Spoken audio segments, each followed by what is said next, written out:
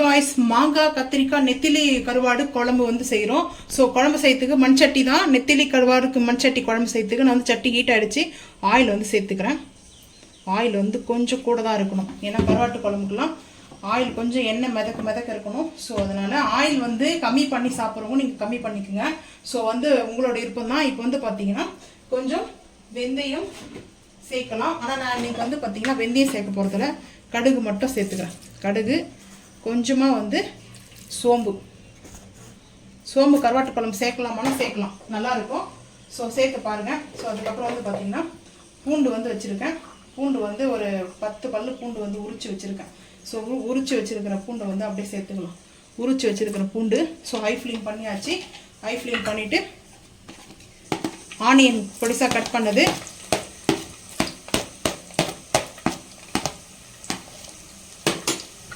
Cut பண்ண onion வந்து சேர்த்தாச்சு. சேர்த்துட்டு வந்து பார்த்திங்கன்னா சட்டி கொஞ்சம் ஹீட் ஆச்சுன்னா வந்து பார்த்திங்கன்னா கரெக்டாக இருக்கும்.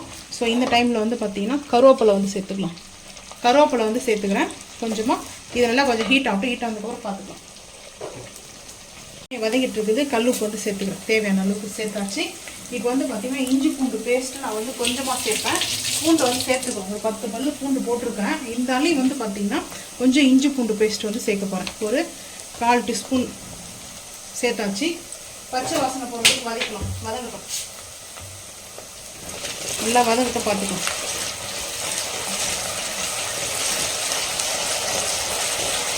தக்காளி வந்து சேர்த்துக்கலாம். தக்காளி வந்து பார்த்திங்கன்னா கருவாட்டு குழம்பு நல்லாயிருக்கும், சேர்த்துக்கலாம். புளியும் சேர்க்க தான் போகும். தக்காளி சேர்த்தா இன்னும் டேஸ்ட் சூப்பராக இருக்கும். தக்காளி நல்லா வதங்கட்டும். வதங்கினதுக்கப்புறம் பார்த்துக்கலாம். இப்போ வந்து பார்த்திங்கன்னா தக்காளி நல்லா வந்து வதங்கிச்சு. வதங்கினதுக்கப்புறம் வந்து பார்த்திங்கன்னா மிளகாய்த்தூள் வந்து சேர்த்துக்கலாம். காஷ்மீரி மிளகாய்த்தூள் வந்து பார்த்திங்கன்னா ஒரு 1/2 டீஸ்பூன் வந்து சேர்த்துக்க போகிறேன். ஸோ அதுக்கப்புறம் வந்து பார்த்திங்கன்னா கருவாட்டு குழம்பு மசாலா வந்து பார்த்திங்கன்னா ஒரு 1/4 டீஸ்பூன் வந்து சேர்த்துக்க போகிறேன். ஸோ நல்லாயிருக்கும் கருவாட்டு குழம்பு மசாலா வந்து சேர்க்கும்போது. அதுக்கப்புறம் வந்து பார்த்திங்கன்னா மஞ்சள் தூள் வந்து பார்த்திங்கன்னா ஒரு 2 பிஞ்ச் அளவுக்கு சேர்த்துக்கிறேன். சேர்த்துட்டு பார்த்திங்கன்னா நல்லா வந்து மிக்ஸ் பண்ணிக்கலாம். ஹை ஃப்ளேம் சிம் பண்ணிவிட்டு நம்ம வந்து பார்த்திங்கன்னா மாங்காய் எடுத்து வச்சுருக்கேன். கிளிமூக்கு மாங்காவும் வச்சுருக்கேன். முள்ளு கத்திரிக்காய் வந்து பார்த்திங்கன்னா சூப்பராக இருக்கும். இலைன்னு இருக்குது. முள்ளு கத்திரிக்காவும் மாங்காவும் வந்து சேர்த்துக்கிறேன். நல்லா மாங்காவும் கத்திரிக்காயும் வந்து பார்த்திங்கன்னா குக் ஆகட்டும். நல்லா இந்த மசாலாலே வந்து பார்த்திங்கன்னா ஒரு 5 நிமிஷம் வந்து சிம்மில் வச்சுட்டு அது பாட்டின சிம்லேயே வந்து பார்த்திங்கன்னா கத்திரிக்காயில் அந்த மசாலாலாம் வந்து அப்சர்வ் பண்ணி நல்லா குக் ஆகும். மாங்காய் வந்து பார்த்திங்கன்னா கொஞ்சம் பெரிய சைஸாக போட்டிருக்கேன். சின்னதாக போட்டால் குழஞ்சிரும். ஸோ அதனால் வந்து பார்த்திங்கன்னா கத்திரிக்காய் எந்த சைஸ் எடுத்துருக்குமோ மாங்காவும் அதே சைஸில் வந்து எடுத்துருக்கேன். இந்த மாங்காய் அதாவது சட்டியில் வந்து நம்ம வைக்கிறதுனால மண் சட்டியில் வந்து பார்த்திங்கன்னா மாங்காய் நெத்திலி கருவாடு எண்ணெய் கத்திரிக்காய் வந்து குழம்பு நம்ம கிரேவி செய்யும்போது சூப்பராக இருக்கும். வந்து பார்த்திங்கன்னா நல்லா இப்போ வந்து பாருங்கள் எவ்வளோ சூப்பராக இருக்குது சொல்லிட்டு. நல்லா இருக்குது பார்க்குறதுக்கே. சாப்பிட்றோம் எப்படி இருக்கும் பாருங்கள் டேஸ்ட்டு வந்து. ஸோ இந்த மாதிரி செஞ்சு பாருங்கள். ஸோ கருவாடு வந்து ஃபைனலாக வந்து நம்ம அதை வாஷ் பண்ணிவிட்டு சேர்த்துக்கலாம். இப்போ இது வந்து பார்த்திங்கன்னா ஒரு 5 நிமிஷம் நல்லா வந்து ரெடி ஆகட்டும், பார்த்துக்கலாம். கத்திரிக்காயும் மாங்காவும் பாருங்கள் நல்லா வந்து குக் ஆகிடுச்சு. நான் வந்து பார்த்திங்கன்னா ஆயிலே குக் பண்ணிடணும்.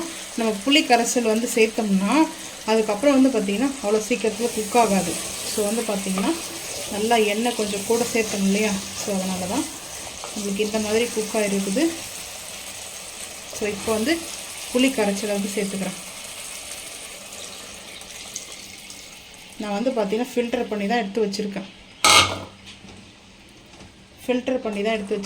நல்லா அதில் வந்து பார்த்திங்கன்னா அந்த டஸ்ட்டெல்லாம் எல்லாம் ரிமூவ் பண்ணிட்டு தான் எடுத்து வச்சுருக்கேன்.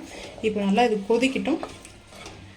நம்மளுக்கு கொஞ்சம் நல்லா திக்னஸாக வரணும். ஸோ திக்னஸ் வரும்போது நம்ம வந்து நெத்திலி கருவாடு வந்து ஆட் பண்ணிக்கலாம். ஸோ இப்போ வந்து பார்த்திங்கன்னா கொதிக்கிறதுக்கு முன்னாடி கொத்தமல்லியும் கொஞ்சம் வந்து கொத்தமல்லி ஒரு கைப்பிடி அளவுக்கு, புதினா ஒரு கைப்பிடி அளவுக்கு சேர்த்து பாருங்கள். ஆனால் இந்த குழம்பு வந்து பார்த்திங்கன்னா கருவாட்டு குழம்பு சொல்ல மாட்டாங்க, கறி குழம்பு மாதிரி இருக்கும். கொத்தமல்லியும் புதினா வந்து ஆட் பண்ணியாச்சு. நல்லா 2 கைப்பிடி அளவுக்கு கொத்தமல்லி ஒரு கைப்பிடி அளவுக்கும் புதினா ஒரு கைப்பிடி அளவுக்கு எடுத்திருக்கேன்.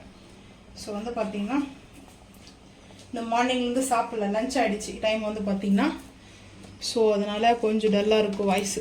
இப்போ வந்து பார்த்திங்கன்னா நல்லா வந்து ஹீட் ஆகட்டும். நல்லா ஹீட் ஆகிட்டு வந்து சிம்மில் வச்சுருக்கேன். ஹை ஃப்ளேம் பண்ண வேணாம்.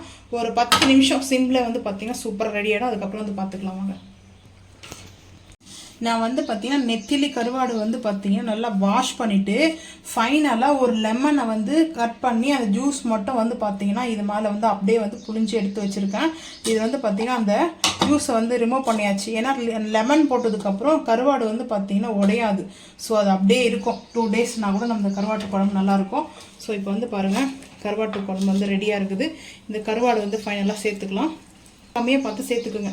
ஏன்னா கருவாட்டு குழம்புல வந்து பார்த்தீங்கன்னா கருவாட்டிலேருந்து உப்பு இருக்கும். ஸோ அதனால் உப்பு மட்டும் கொஞ்சம் கம்மியாக பார்த்து சேர்த்துக்கலாம்.